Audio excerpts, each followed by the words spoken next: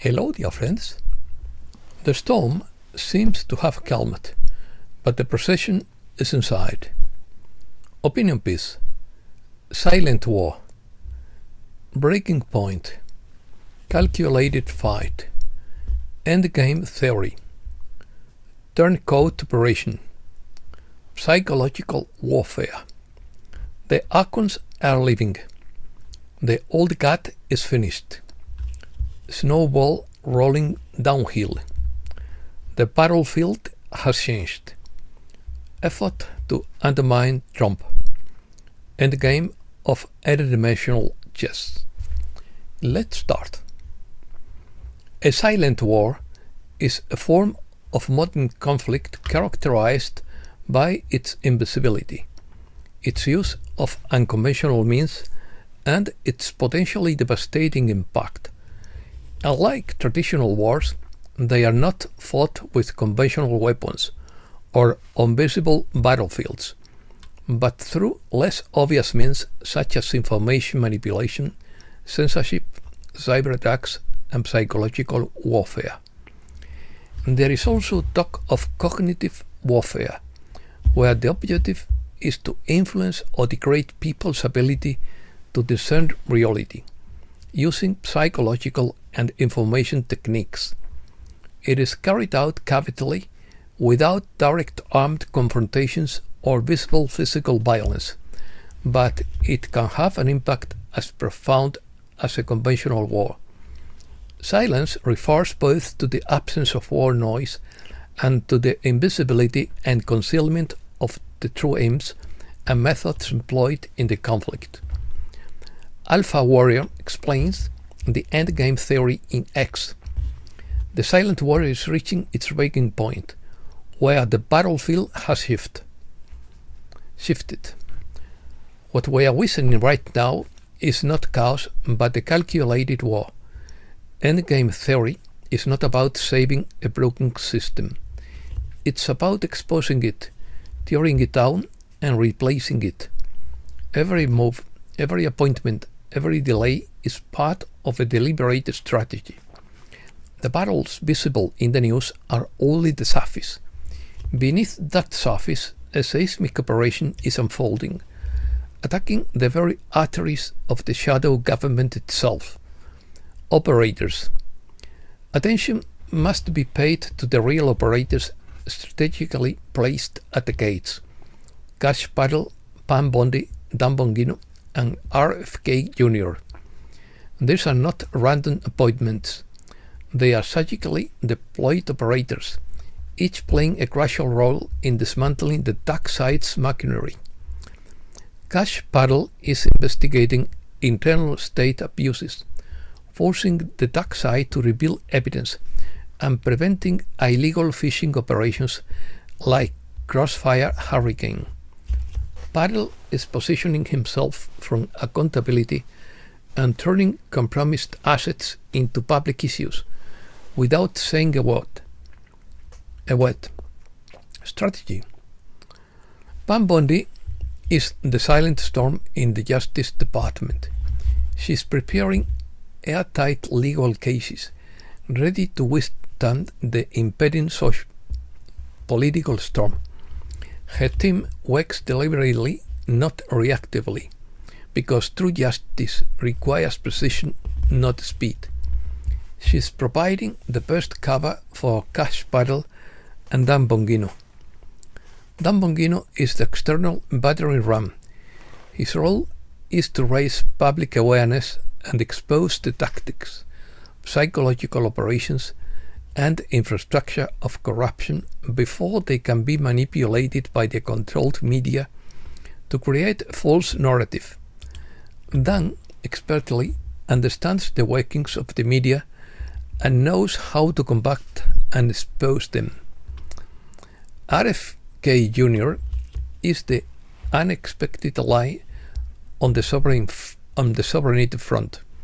His presence disrupts the old political spectrum and introduces populist energy against large corporations, intelligence overreach, and financial corruption, as well as crucial issues to dismantle the dark side's mechanisms of social control. Counterattack. All of them are now under counterattack through a new coordinated psychological operation called Turncoat. This operation is an effort to undermine President Trump by discrediting his key operatives before decisive moves are made. Cash Patel's silence is presented as weakness, lack of control, or knowledge. Pam Bondi is called incompetent and called to resign. Dan Bongino is accused of being a con man. RFK Jr. is accused of being a controlled opponent. It's clear they want to fragment the MAGA movement and destroy President Trump's network of trust from within. It's the same tactic they used against Lincoln's generals and Washington's lieutenants, isolating the leader by undermining his loyalty. But just as them, it will fail. Defense. The cornerstone of the defense is a name almost no one talks about enough, and some may not even know him. Ed Martin, acting U.S. Attorney for Washington, D.C. Ed Martin isn't just a substitute. He is the cornerstone. His confirmation to lead the most powerful prosecutorial district in the U.S. is the catalyst for federal grand juries used as weapons against the dark side, investigations into shadow government collusion, real criminal accountability for the architects of Crossfire Hurricane, election interference, and the dismantling of political cartel alliances. It all makes sense now with Endgame theory. When you step back far enough, it all falls into place. First, border deployments to prepare forces to confront latent internal threats. Second, strategic exposure of networks committed to destabilization in the Middle East. Third, acceleration of the BRICS and gold repatriation as the dollar's decline unfolds. Fourth, media operations blaming Trump for the wars and economic collapse, all designed to bring about regime change from within. They knew this moment would come. They had been quietly preparing while the dark side played checkers. This is the end of an interdimensional chess game and a multi-pronged counteroffensive, not only against corrupt political actors, but against the beast system itself. God wins, freedom wins, and we win. Second phase. Melania Trump described the dawn of a new financial world on Telegram, in quotes. Protocol 19 has triggered change. The global financial system is being dismantled and rebuilt in real time. The old guard is finished. JFK Jr. said on Telegram that the second phase of the global financial reset is on the way to rebuild a new world with the return of constitutional law and the gold standard for all citizens. In this new world, freed from the banking elite, 207 nations would operate under the concepts of the original constitution and a restored justice system under Gisara law. This week brought three powerful, energetic upgrades that are transforming reality. If you have felt emotional shifts, physical symptoms, or a sudden clarity, you are not imagining it. Your body and spirit are improving according to Alexander Quinn. Reflections. There was a war in our house, a silent war that made no sound of weapons, and the bodies that fell were only desires that were extinguished, the bullets were only words, and the blood that was spilled was always called pride. Virginia Andrews. The Secret Legacy of Babylon by Brandy Wells.